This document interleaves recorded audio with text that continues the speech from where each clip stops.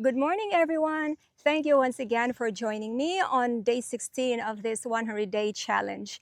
Now, for the last few days, I've been doing all the talking. So today, you talk and I answer. Because the comment section after those money videos didn't just fill up, it caught fire.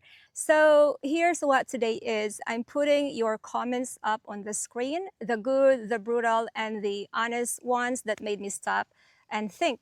I'm hiding your names because this isn't about any one person. It's about what was said. And I'm starting it with the people who think I am dead wrong. Those are the ones that are worth answering first. And by the way, I can only fit 8 comments today. I wish I can go through all of them, but when I get the time, I'll see about answering the rest. Let's start with the hardest one. If I help them a bit, they owe me forever. That's how your cultural scam works, right? Okay, now I want to be fair to him before I disagree because there's a real worldview underneath this, and it's not a stupid one. Where he's from, help is a transaction.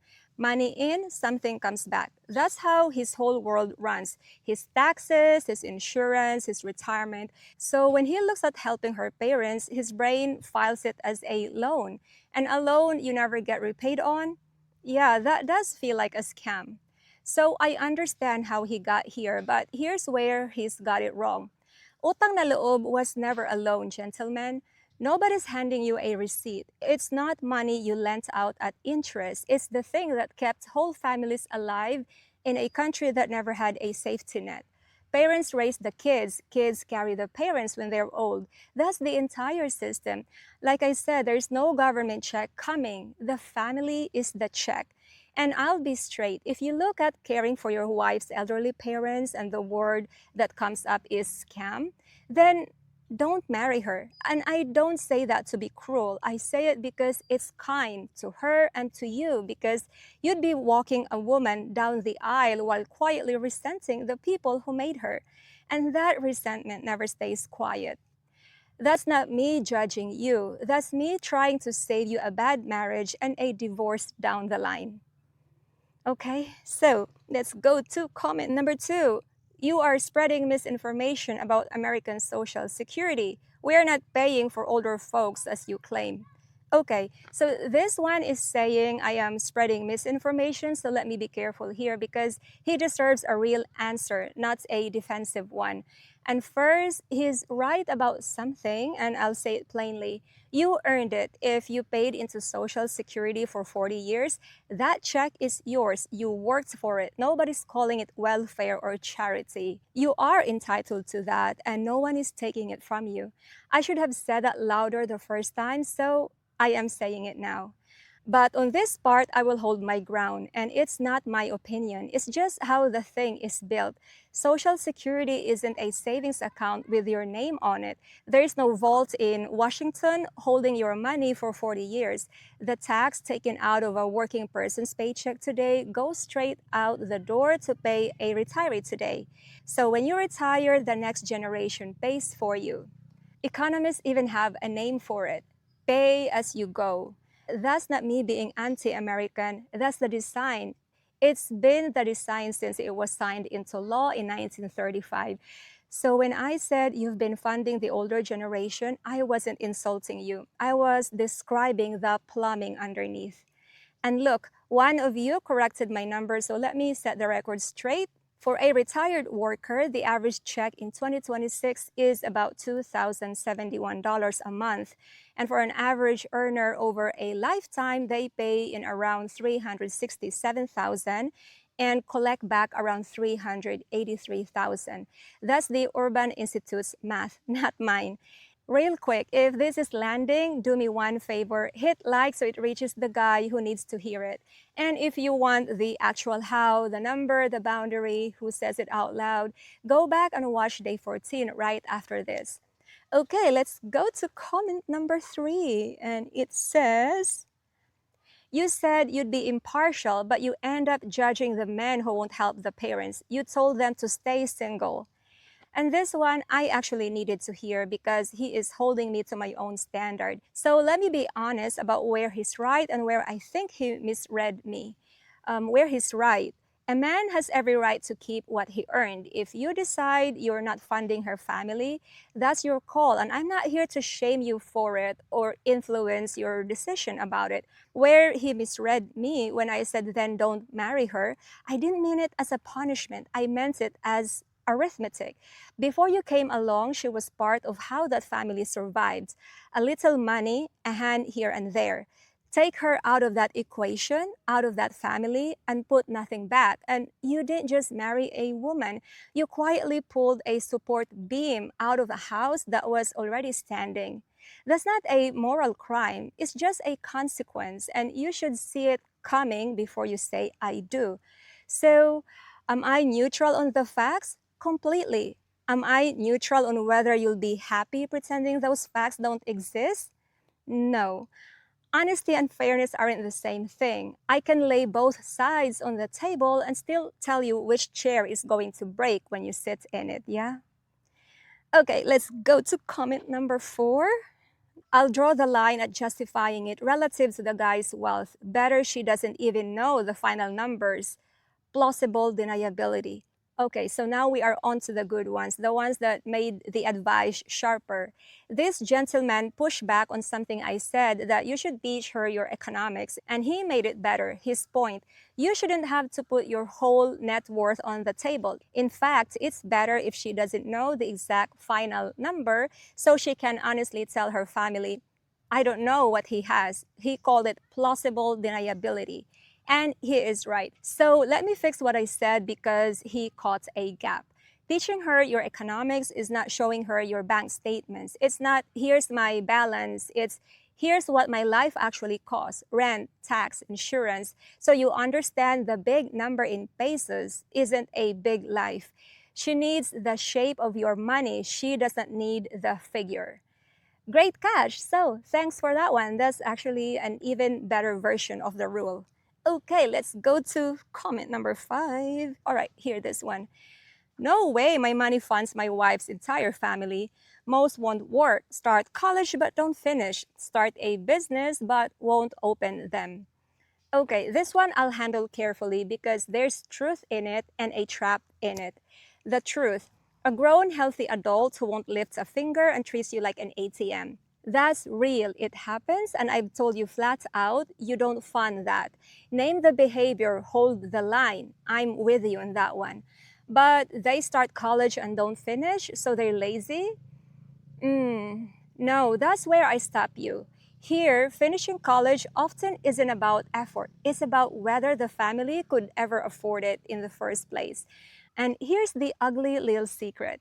Here, without a degree and the right connection, a lot of doors are just bolted shut, no matter how hard you work. That's not laziness. That's a ladder with the bottom rungs sawed off. I lived it, 2-year college dropout. And I only clawed out because the call centers dropped the bar so low to high school graduate and just speak good English. So I drilled my English until they let me in. So yes, call out the freeloader, absolutely. But don't call a whole class of people lazy for a system they were born into, where, like I said, it's almost impossible to claw out of. Now, this one earned its own episode, so stay tuned for the nitty-gritty on this. All right, let's go to comment number 6. We're almost there.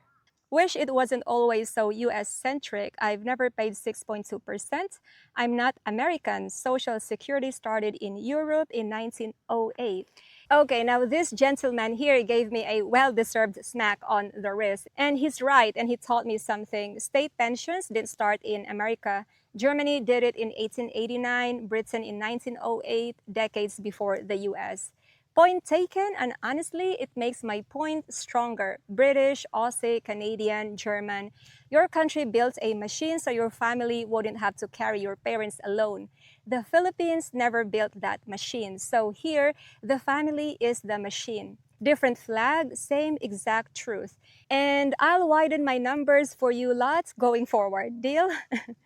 Okay, comment number 7. Let's go. We're almost done. The we is greater than the I. Kapwa is real. What matters most is the kindness and connection we share. Now, this one reads more like a little piece of philosophy than a comment. He said, the we is bigger than the I. That in the individualist world is all me, mine, my money. And that what kapwa really means, this shared self we have here, is that my well being and yours are tied together. I couldn't have said it any better, so I won't try. That's the whole channel in one line. The West got rich and forgot the we. We stayed poor and kept it. Neither side has it all figured out, but that's exactly why East and West have so much to teach each other. Thank you again so much for that one. Okay, the last one before my thank yous. I think she generates an AI script and reads it. And you know what? Partly true. So let me pull the curtain back because maybe it helps some of you. Yes, I use a script every day. If I didn't, I'd wander off into 5 topics in one video and you'd get nothing. Nearly everyone on this app uses a script. The podcasters, the news anchors, all of them. And yes, AI is one of my tools. Here's the honest version. For months before this channel even started, I'd been dumping every thought I had, every talk with Dean, every video that got under my skin into one place, and I call it Brain Dump Ledger. All my observations about my own culture going back to when I was a kid. AI doesn't hand me my opinions, it helps me organize the 1,000 thoughts already in my head. Fast enough that I can post every day instead of once a week. Otherwise, this wouldn't be a 100-day challenge, but a 52-week challenge. And it still takes me 3 to 4 passes by hand before I'm happy with the final script. So no, I'm not smarter than you, and I'll tell you what I actually believe. In a world where AI can make anyone sound smart, being smart isn't the flex anymore. Being human is. The we, that's the part no machine gives you. And that's the part I'm actually trying to preserve. All right, my thank yous, and I mean these. Dean reads every comment more than I do, honestly, and he asked me to shout out a few of you by name, the ones who show up and argue the good way. You know who you are, listener, Billy B. Goat, My Beach Life, D-Law, James, and many others. There are too many of you to mention. You don't always agree with me, and Dean doesn't always agree with you, but you disagree like grown men. And honestly, you've turned this comment section into the best conversation on this subject. That's not nothing. That's the community I actually wanted. And to the ones who strongly disagreed and went after me, thank you as well. I need you. A channel where everyone just nods along is a channel that's lying to somebody. You're the friction that keeps me honest. Because here's what all of this is really for. It's not so I can win an argument. It's so one good man and one good woman, again, East and West, can find each other with their eyes open and build something that doesn't quietly crack over money in year 6. That takes both sides bending. It always does. And to all of you who subscribed, thank you once again and welcome to the community. All of you are the wind beneath my wings. That sounds cheesy, yeah? Okay. Anyway, so tomorrow we're staying right here on money because one of the comments today said her family won't work, don't finish college, or are simply lazy. And I gave the short answer that it's not laziness, that they're dealing with a ladder with no bottom rungs. Tomorrow, I show you who sawed them off. Because once you see why a hardworking person here still can't land a real job, you'll stop asking why the family needs help and start asking a much harder question. All right, guys, thank you again for being here with me. Till tomorrow, and for now, come walk with me.